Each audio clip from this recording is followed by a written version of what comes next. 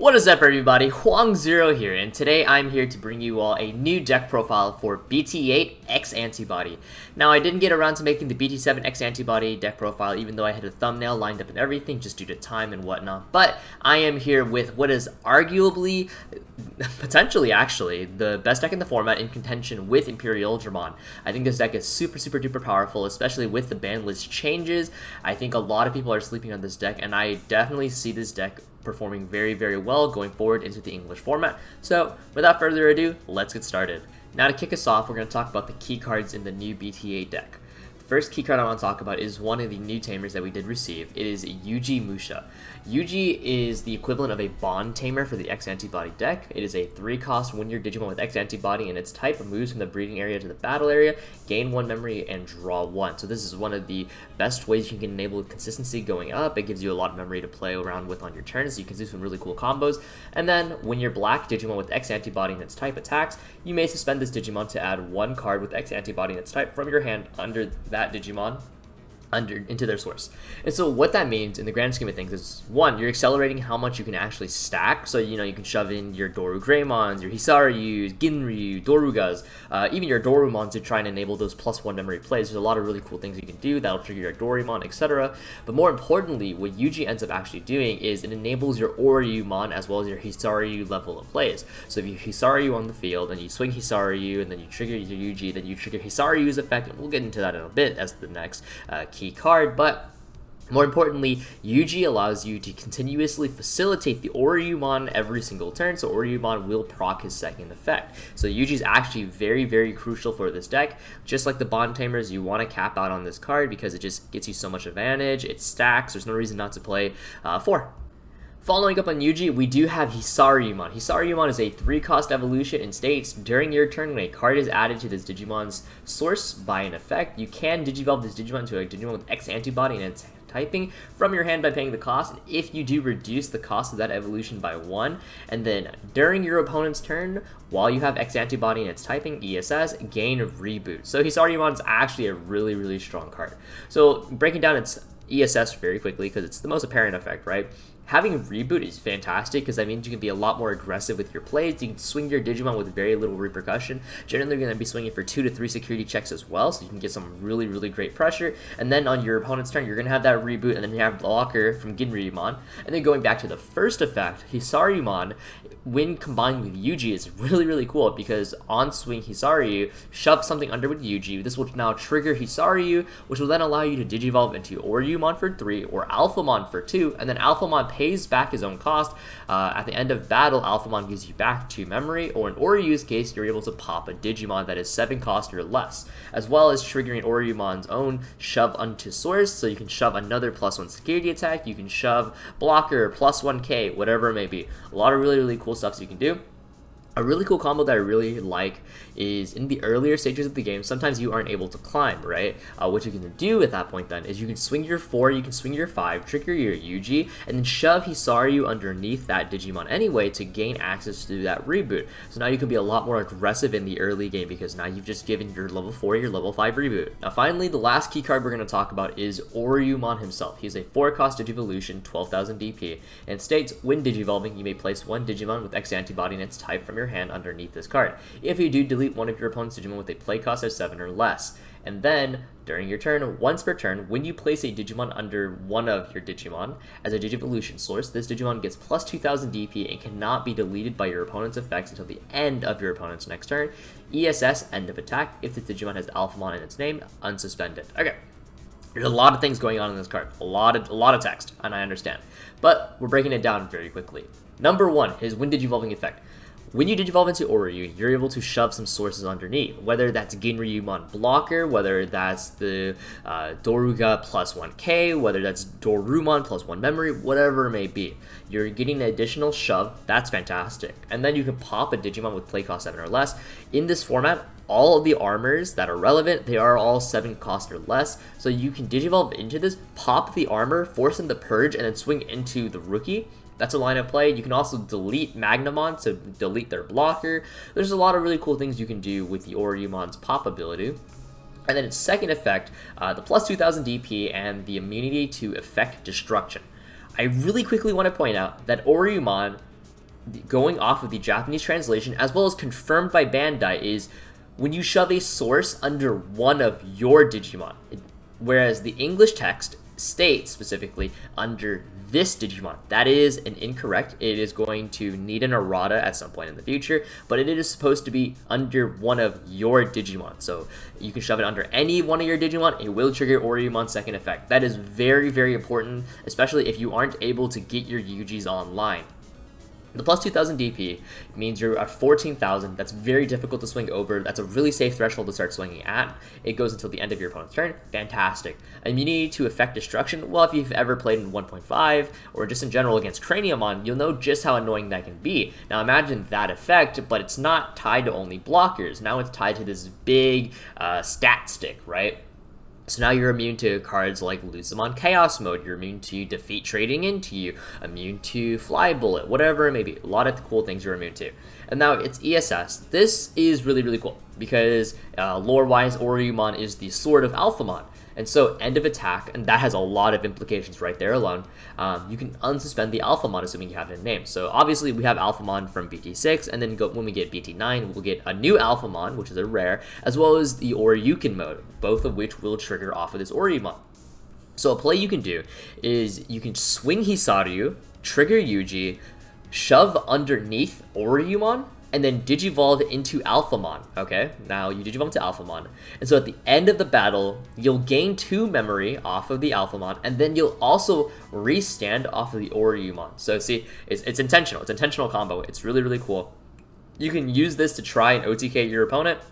If your Alphamon is swinging for 3 or 4 security checks, you can Oryu and then follow up with Grumblemon for game, or something along those lines, right? But it's a really, really cool, versatile card. It definitely affects deck building ratios, I would say, and we can get more into that in a bit. Now, going into the tech cards, black as a color is pretty interesting, especially X-Antibody. So X-Antibody has 34 cards that you have to run, like mandatory have to run. And the remaining 16 cards in the deck is like, hey, flex around, do what you want, okay? And, you know, these cards are specifically to try and alter how certain matchups go, right? Hence your tech cards. Breath of the Gods is a fantastic example of this. So Imperial Ultramon is one of your hardest matchups. Specifically, bouncing, Oriumon is not immune to bouncing. And so, since you're not immune to bouncing, you rely on Breath of the Gods as your out to cards like Megadeth. Breath of the Gods is a super versatile card. So let's say you don't have your Hisariman in stack. Cool. Grant yourself reboot. Oh, you're playing against yellow. You're playing against Rapidmon yellow. Cool. You can't have your DP reduced, so even after the Doru Great Turn, perfect. Oh, you're against Shivamon. He's trying to Nidhogg you. Perfect. Breath of the Gods. Oh, they want to bounce you a Megadeth. Oh, Bellstar's trying to bounce you Cocytus. Coolio. Cannot be bounced either. Breath of the Gods, fantastic card. Now, let's say you're playing into the mirror match, right? Okay, now you're just both staring at each other. It's a brick wall fest. Cool. Oh, you have Millenniumon, and they didn't Breath of the Gods? All right, well, they just lost their stack, and you're up a 7, so that's pretty cool. Stuff like that, really, really important. Black, as a whole, has a lot of cool toolbox-like effects, because for the longest time, they were kind of just everywhere, right? Like set 6, okay, we're focusing on decoy. Set 1.5, oh, there's a lot of emphasis on reboot blocker. And then you have cards like Zubagon Punch coming out of the woodwork, etc. A lot of really cool stuff. Even Defeat is another example. So definitely look to customize your X-Antibody deck to fit the needs of your weaknesses. Now, going into the matchups, X-Antibody is a traditional evolve from 3 to 6 style of deck, right? And so by that logic, it is a tad inherently slow in comparison to something like Imperial Dramon or Armor, who's just going guns a-blazing, right? And so that's where we have cards like Memory Boost, for example, or Breath of the Gods that can help us out a little bit in that sense. So Memory Boost is an accelerant, and the reason why I say that is because if you hit a Memory Boost in security, cool, you're about to pop off like crazy. And Breath of the Gods, on the other hand, if they hit that in security, they can't hit you anymore in the face for the rest of the turn, so that deters a lot of their aggression. But in general, matchups like Imperial, matchups like Armor, they can be a little bit difficult. Not impossible by any means. It's definitely a very, very doable, especially if you run specifically these tech cards. But they are probably going to be the matchups that give you the most run for your money. But then you have matchups like Yellow Rapidmon or Shivamon or Mastimon, which are, frankly easy just because of how powerful Oriumon is, right? Versus Yellow Rapidmon. Cool, you have Breath of the Gods that deters all their DP reduction. Oriumon is just really big in general, 14k. Rapidmon is -5, so even with the -5 attached onto the Oriumon, you are still 9k. That's fantastic. Shivamon can just never swing over Oriumon. It's just way too difficult. And then Mastemon's only removal to your Oryu stack is the Chaos Degradation. So if they do not see that card, they are in for a very bad time. And now, the part you have all been waiting for, we are finally at the deck profile for the X-Antibody deck. I know there have been quite a few X-Antibody profiles that have already gone out. This is my take on the deck. Like I said, 34 cards of the deck. Relatively standard, and then you get a little bit of saucy in the last 16. So, without further ado, let's get into it. For your eggs, we only play the 4 Doraemon. I don't see a need for a 5th egg, mostly because the games are going to close out before the 5th egg is ever necessary, and then Doraemon is just overall a better egg than Kyokyomon, because the plus 1k, that's cool and everything, but we like to draw cards, so hence why we only play the 4 eggs. Now I play 4 Doraemon. Doraemon is arguably the best rookie in the deck. I say arguably, just because Hisariman is so insane for what this deck wants to do, but Doraemon is a fantastic card. It's absolutely amazing. Doraemon not only acts as a searcher for both your Kodas as well as your X-Antibody pieces, but it allows you to facilitate memory gaining plays, so you can do some really cool combos. Doraemon, if you shove Doraemon underneath, will recognize himself being shoved, and so he'll actually gain +1 memory. So if you shove him underneath using, say, Oriumon or Yuji, it will trigger the +1 memory. We play 4 Ryudamon. Ryudamon is definitely the weakest of the 3 rookies, but it's still an X-Antibody rookie, and it still searches, so that's really great. Unlike Doraemon, however, Ryudamon searches an X-Antibody plus a Yuji, and that's really, really great. And then it's ESS. The Digimon with Ryudamon underneath gains Decoy, so then you can start soaking up some of those hits, although if your Oriumon's already immune to everything, then it's okay. And then we play 4 Sonorizumon. Sonorizumon is a fantastic card. The piercing, it's cool and everything. It doesn't come up super often, but more so than anything else, the +1 security attack from the ESS is absolutely a banger. Being able to swing for an additional check is always a fantastic thing, especially when it's in your rookie slot of all things. Going into our level 4 lineup. The level 4 lineup is pretty non-negotiable. You can argue 1 more Grumblemon if you really want, which is fine, but you need at least these 10. These 10 are non-negotiable. Obviously, Grumblemon is a staple card in any deck, just your hybrids in general, right? Especially when you're playing this many Tamers. Tamers that you want to stack especially, right? The Yujis and whatnot. So Grumblemon is a really fantastic addition. And you have 4 Dorugamon. I saw a lot of people actually saying, hey, I don't feel like Dorugamon is very useful, and I'm here to tell you, I actually disagree very heavily. I think Dorugamon is a fantastic card. Dorugamon's main effect itself is if you have an X-Antibody Digimon on your board, or you have an X-Antibody card in this card's source, it gains blocker, and that's fantastic in general. Having multiple blockers alongside the Oriumon is just really great. And then its ESS plus 1000 DP during both players' turns is immense. And I really do mean that. That's crazy. Not only is that making your stacks just a lot more difficult to swing over, but it lets you swing over their stacks a lot easier. So in the mirror matchup especially, when you're trying to swing over opposing X-Antibody cards, that Dorugamon is going to be huge. If you're playing against yellow DP reduction, that plus 1000 DP may just be the saving grace. If you're playing against Shivamon and they're trying to swing over, they can't. Because you have Dorugamon, they want to climb on, bounce you, sorry, you're at their DP threshold, etc, etc, etc. And then for Ginryumon, Ginryumon does not have a main effect, however, Ginryumon does give blocker during your opponent's turn if you have X-Antibody in its trait. And why opponent's turn specifically is pretty important is because that means you do dodge Fire Rocket and security. Fire Rocket security effect is when revealed, pop a blocker on your opponent's side of the board, and so because this is only during the opponent's turn, Fire Rocket will not trigger, you will not get sacked by that, which, A-okay with me, fantastic. Now going into the level 5 lineup, we do have the 4 Dorogreymon, which obvious staple, the card's amazing, absolutely fantastic, by far the best level 5 in this entire deck. Dorogrey's first effect on Digivolve, you're able to shove a X-Antibody source from your hand underneath this Digimon. If you do, it becomes immune to effect removal, or effect destruction rather, and then DP reduction. So absolutely fantastic, it allows you to pull out of the raising area a little bit earlier to generate more tempo. and it's just in general a fantastic card. It's ESS. If you have X-Antibody trait, you gain +1 security attack. So okay, this is how we're starting to get a lot of that OTK potential going on, because unlike Oriumon, who's not an X-Antibody, Dorugoramon is. So then you can start shoving him underneath using cards like Oriumon, Dorugoramon himself, or the Yuji.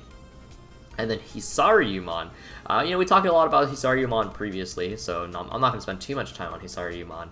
But Hisariman giving that reboot, triggering with the Yuji to go into your Alpha or Oriumon. Just really fantastic card overall. Again, non-negotiable 8. You can arguably go to 9, but it's not generally needed. Generally, these 8 will cover everything you need.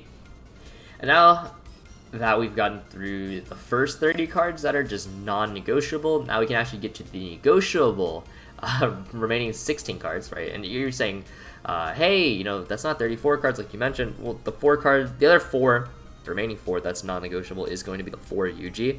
But again, we already talked about Yuji a lot in depth, so I don't feel like there's a need to spend too much time on Yuji again. So the 30 we covered just now, plus Yuji, that's the non-negotiable 34. Everything else, it's up for talking. And the first card we're going to talk about up for is Alphamon. So Alphamon is 3-cost evolution, end of battle, gain 2 memory, and then when attacking, you may pay 1 memory. For every 1 memory you pay, up to 5, plus 1000 DP until the end of the turn. And so why this is really cool is because it allows Alphamon to hit specific thresholds, like for example, pumping himself to reach the Oriumon threshold, or just in general, having enough DP to swing over certain threats and security, or whatever it may be. You refund yourself with the 2 memories, so you can pump yourself up by at least 2 to hit 13k, which is really good design actually. Really, really good intentional game design. And then its security effect is when this card is revealed in security, if you or your opponent have X-Antibody or Royal Knight, then you can target up to 12 of your opponent's Digimon, and those Digimon cannot attack the player. So a lot of lore going on right there, stopping the Royal Knight, they're stopping the X-Antibody, right? That's some really cool lore right there. And so the reason we only play 1 Alphamon, despite Alphamon OTK being such a really, really cool thing to pull off, is the fact that the Alpha OTK isn't super consistent. And if you see Alphamon without the OTK, if you see Alphamon in a scenario where you're not going to push your game or anything along those lines, he doesn't feel very great. He feels kind of mid. And so for that reason, we only play the 1 Alphamon, right? Because, yeah, you play the 4 Oriumon, and sure, you can play, say, 2 or 3 Alphamon, which is fine. I think 2 is, probably the most I would go, personally. But just the fact that it's not a consistent OTK, at least until we get BT9, where then you're having cards like Oriuken mode entering the fray. Just for that reason alone, I only play the 1. So it's there if you need it, but you're not relying on it. Your deck's a lot more well-balanced. Now, the other X-Antibody level 6 that I really like, Dorugoramon. Dorugoramon is a 3-cost evolution, and states during your turn, for every Digimon with X-Antibody in this card's source, plus 1000 DP to this Digimon's DP, and then when attacking, you may shove 1 card with X-Antibody from your hand into this Digimon's source, and if you do, you may target up to 2 Digimon on your opponent's field with play cost less than or equal to the amount of sources underneath this Digimon, and if you do, pop them. So Dorugoramon's actually a really fantastic card, because 1, it's fantastic in the mirror. It swings over opposing Oriumons because it just gets so large so easily. Like with 4 X-Antibody sources alone, so you're level 2, level 3, level 4, level 5, that is a plus 4000 DP, you're going to hit 15k, which means you automatically already swing over a 14k Oriumon, so they can't just hard block you. Right, that's fantastic. And then not only that, but it also comes with removal. The removal aspect is really, really important, actually, the more you play this deck. Because you'll realize once Oriumon, you've Digivolved the Oriumon, and on the following turn, he doesn't have his removal anymore, because his removal is tied to an on-Digivolve effect. Whereas Dorugoramon, his removal effect is tied to when attacking, so he'll constantly get that when attacking removal. It's especially very fantastic into Paildramon because of the addition of Yuji and Dorugoramon as well. Both of those cards are really, really great in this case because they allow you to accelerate how fast you stack your Dorugora stack. So then suddenly you're now popping Paildramons, or you're popping double XV Stingmon, right? So if they have Dragon Mode, for example, the Dragon Mode's tap, they summon to XV Mon, they summon Stingmon, that's how they ended their turn. Dorugora swing into Imperial, pop the XV, pop the Stingmon, and now they are left with absolutely nothing. Dorugoromon is an absolute menace in the BT8 format. And then 4 Oriumon. Oriumon's just way too good not to be playing 4. I think any less than 4 is probably asking to get ran down. Oriumon being immune to most effect removal is really important, especially in the Mostimon matchup. If you don't see your Oriumon in the Mostimon matchup, that matchup is very difficult. So, no reason not to play 4. And then 3 Breath of the Gods. Your hardest matchups are matchups that can bounce you. So armors that run Mega Death or Imperial Digimon that is just inherently running Mega Death. If you get hit with Mega Death, it's a GG, instant GG more or less. Breath of the Gods is very, very crucial in those matchups. And then, you know, there's also yellow DP minus like Rapidmon or yellow Hybrid, etc. And Breath of the Gods is also very, very good in those matchups. So you may tell yourself, like, hey, I feel like Breath of the Gods is only good against bounce matchups, and that's incorrect. I think Breath of the Gods is just, in general, a very versatile card. I like this card a lot. It has a lot of application, a lot of matchups, and at worst, it's an easy way to choke your opponent to 1, because it is a 2-cost option. So I played 3 Breath of the Gods because I refuse to get blown out by Imperial Digimon. That's just asking to lose the game. We play 3 Black Memory Boost. Memory Boost is actually very crucial for this deck. Not only is it a big consistency booster, but it's a memory enabler. So sometimes you just need that additional memory to make your plays, or sometimes you just need that additional memory to just climb a little bit faster. Black Memory Boost facilitates that very excellently. And then you only play 12 rookies, you only play 10 level 4, you only play 8 level 5, etc. So having that extra consistency booster is fantastic. Going to our tamer lineup, the 4 Yuji, like I said, it's your Bond Tamer, they stack upon themselves, it's really great. And then we play 3 Coda. Coda is our Memory Tamer, or Memory Fixer in this case. It sets you to 3 memory at the start of your turn minimum, and then on play, check top 4 cards of your deck, and add an X-Antibody card from them to your hand. So again, it's a nice consistency booster going for you. It's your Memory Tamer, so you do want to see a fair amount. But overall, this is my take on the X-Antibody deck. I feel like this is a very balanced approach. It's not even super hard teched out for anything in specific. I feel like the Breath of the Gods is just, in general, a fantastic card for this deck. I wouldn't even say it's a super hot tech or anything. I think most people would have eventually figured this out one way or another, but hey, we're just going to speed that process up a little bit. So, without further ado, thank you guys so much for watching. We really do appreciate this. I hope you guys all found this insightful, informative, and just fun in general. I will be uploading 1 or 2 more videos this week, hopefully, so stay tuned and stick around. Thank you so much, and have a good day.